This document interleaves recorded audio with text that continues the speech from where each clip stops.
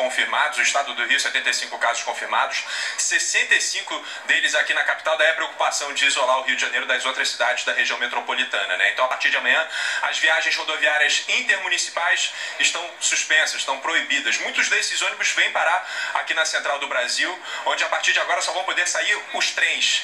Os trens ligando que trazem também muitos trabalhadores da Baixada, os trens vão poder circular e as barcas, mas mesmo assim só vão poder embarcar aquelas pessoas que trabalham em serviços considerados essenciais. A gente preparou uma reportagem para explicar esse decreto, é o que você vai ver agora.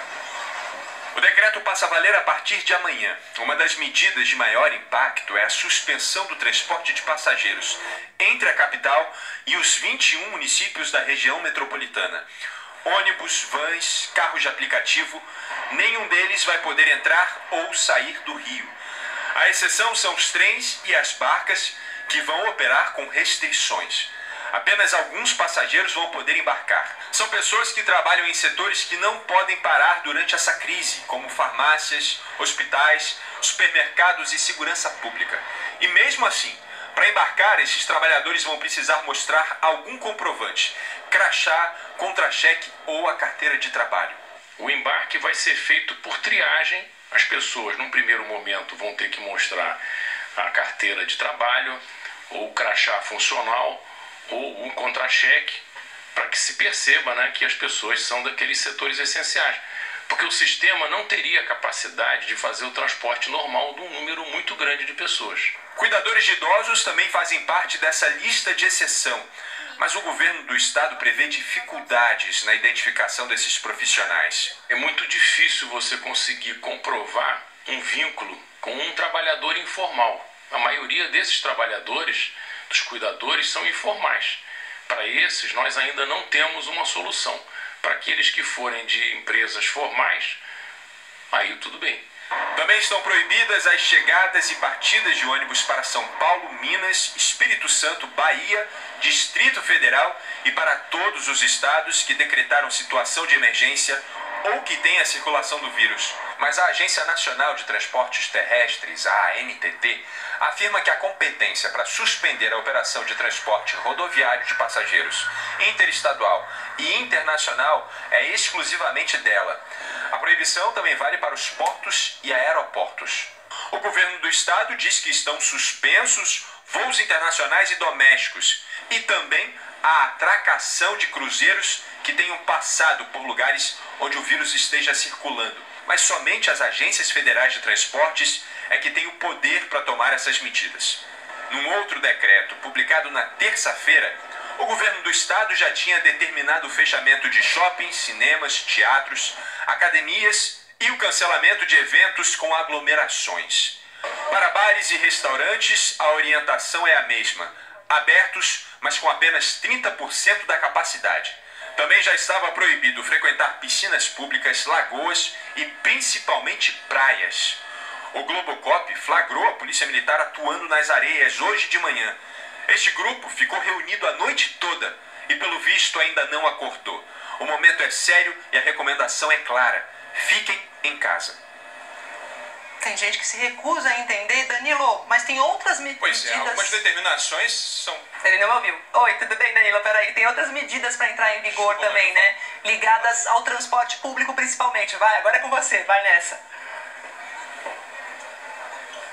É isso, perdão, falei em cima de você. Mas é isso, né? Porque algumas determinações estão muito claras. Não pode ir à praia, não pode ir à praia. Mas sobre a proibição dos transportes intermunicipais ainda pairam algumas dúvidas e por isso o governo vai publicar uma lista de profissões que vão receber essa espécie de passe livre, né? Então, sobre outras proibições que você me perguntou, o BRT, a prefeitura acabou de anunciar que vai suspender a circulação do BRT nesse fim de semana. A gente viu que durante a semana o BRT estava circulando muito lotado. Então, para evitar aglomerações, a prefeitura vai interromper esse serviço na segunda. O serviço volta, no fim de semana, vai interromper no fim de semana, o serviço volta segunda com algumas linhas suspensas. E para completar, Maju, a Marinha disse que cabe a ela decidir se suspende ou não a atracação de navios nos portos aqui do Rio. É isso, Maju? A gente aguarda então essa decisão. Obrigada, Danilo. Olha, o cerco vai apertando em outros lugares. Com o aumento de casos confirmados de coronavírus no Distrito Federal, o governo local determinou novas restrições na capital federal. Milhares de lojas no Distrito Federal estão assim, de portas fechadas. Em apenas um dia, o número de casos confirmados no Distrito Federal mais que dobrou. Passou de 36 pessoas contaminadas para 84, segundo a Secretaria de Saúde. Com a escalada de casos, as restrições no Distrito Federal aumentaram de ontem para hoje. Um novo decreto ampliou a relação de estabelecimentos que deverão fechar as portas. Agora não devem funcionar pelos próximos 17 dias restaurantes, bares, igrejas, lojas de ruas e conveniências e salões de beleza. Na cidade do Paranoá, os policiais cumpriram a determinação do governador. Fechou pizzaria, fechou espetinho, acabou de fechar a igreja aqui, ó. Para não ficarem no prejuízo, alguns restaurantes colocaram avisos, informando aos clientes que vão continuar com o serviço de entrega. Isso está permitido. Nesse mesmo decreto, o governador Ibanez prorrogou o fechamento de escolas até o dia 5 de abril. Já estavam fechados shoppings, cinemas, teatros, faculdades, parques, clubes, boates, museus, cartórios, creches e academias. Hoje cedo, ainda vimos trabalhadores muito próximos no transporte coletivo. O governador permitiu que alguns estabelecimentos fiquem abertos. São serviços essenciais como farmácias, laboratórios, clínicas médicas, padarias, postos de gasolina, lojas de material de construção e mercados. Ontem, o governador do Distrito Federal pediu a ajuda da China para controlar o coronavírus. O governo do Distrito Federal quer assistência de qualquer natureza, orientações, suprimentos, equipamentos médicos e indicação de empresas que possam colaborar para conter a pandemia.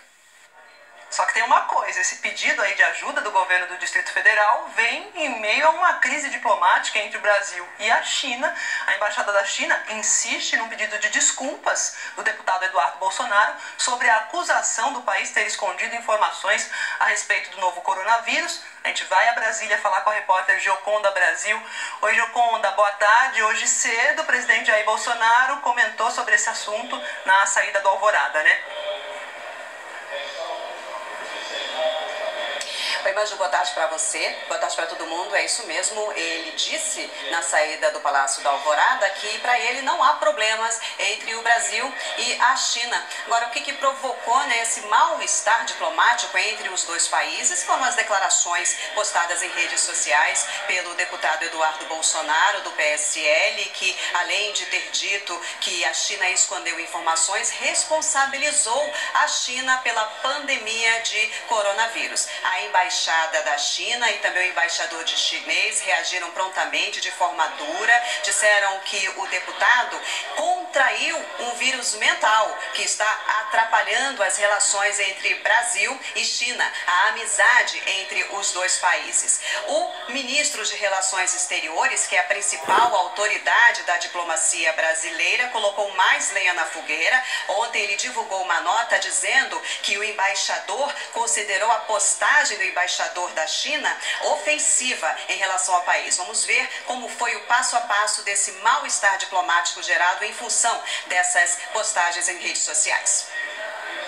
O ministro das Relações Exteriores, Ernesto Araújo, divulgou nota. Afirmou que é inaceitável que o embaixador da China endosse ou compartilhe postagem ofensiva ao chefe de Estado do Brasil e aos seus eleitores. Que as críticas de Eduardo Bolsonaro não refletem a posição do governo brasileiro e reafirmou o interesse do Brasil em manter as boas relações com o governo e o povo chinês, promover negócios e cooperação em benefício recíproco, sem deixar de lado o respeito mútuo. Somente depois da nota de Ernesto Araújo, Eduardo Bolsonaro voltou a se manifestar.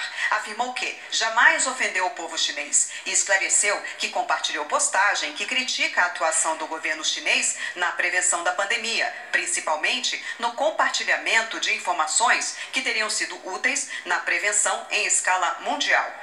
À noite, a Embaixada da China voltou a manifestar profunda indignação e forte protesto pelo que chamou de atitude irresponsável do deputado Eduardo Bolsonaro. Afirmou ainda que Eduardo Bolsonaro tem que pedir desculpas ao povo chinês pela provocação flagrante. Então, presidente, na saída do Palácio da Alvorada, como dissemos, comentou o assunto, foi questionado sobre esse incidente diplomático. Então vamos ver o trecho da entrevista em que o presidente diz que para ele não há problemas entre o Brasil e a China. Não há nenhum problema com a China. Zero problema com a China. Tá, tinha que ligar para o presidente chinês, eu ligo sem problema nenhum. Pois é, nessa mesma entrevista, o presidente Jair Bolsonaro confirmou nessa entrevista que mais 4 pessoas que tiveram contato com a comitiva que foi aos Estados Unidos também estão com coronavírus. Então subiu para 22 o número de pessoas que estiveram em contato com a comitiva brasileira contaminadas com a Covid-19. Fora Bolsonaro! Obrigada, Gioconda. E a Agência Nacional de Vigilância Sanitária, Anvisa, autorizou que os supermercados vendam o álcool líquido 70%. Essa autorização aí vai valer por 180 dias. É mais uma medida para ajudar a conter a transmissão da Covid-19. Então a gente continua lá em Brasília, agora com a Juliana Morrone. Juliana, só que esse álcool aí é preciso muito cuidado para mexer com esse tipo de álcool líquido 70%. Boa tarde. Boa tarde, Maju. Cuidado extremo, viu? Principalmente quando usar com crianças por perto. A venda em supermercados estava proibida desde 2002 e sabe por quê? Por causa do grande número de acidentes envolvendo exatamente queimaduras em crianças. Esse álcool líquido, 70%, é muito inflamável e a venda só era permitida para hospitais, laboratórios e empresas que precisam de uma esterilização específica. A Anvisa explicou que decidiu liberar a venda em supermercados para aumentar a oferta de produtos de proteção e prevenção. A gente só precisa muito chamar a atenção das pessoas que tenham todo cuidado de não expor esse produto às crianças, porque pode voltar a ter ocorrências de crianças queimadas, adultos também que vão acender churrasqueira e o álcool ele explode, né, em alta temperatura.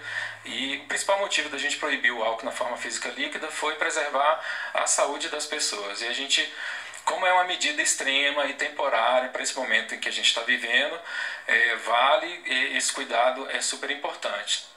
E Juliana, diariamente a gente vai anunciando aqui as novas medidas vão surgindo justamente por causa do número de casos que vai avançando, vai aumentando. Eu quero que você nos dê agora o número mais atualizado.